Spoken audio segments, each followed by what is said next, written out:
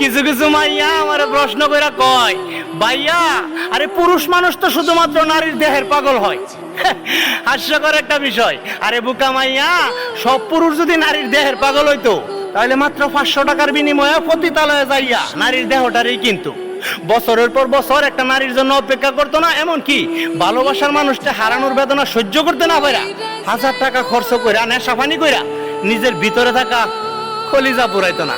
আরে পুরুষ মানুষ যদি নারীর দেহের পাগলই হইতো তাহলে বেদের মেয়ের কি আর বিয়ে হইতো? সবচেয়ে বড় একটা কথা কই, রাস্তাঘাটে তো শুধুমাত্র পুরুষ পাগলই দেখা যায়, নারী পাগলগুলি গেল কই? আরে সত্যি কথা বলতে পুরুষ মানুষ হলো বন্য ঘোড়ার মতো, এদেরকে সামনে দিয়ে আটকানো যায় না, পিছন দিয়ে থামানো যায় না। একমাত্র উপায় হইল ভালোবাসা দিয়ে মন জয় করতে হয়।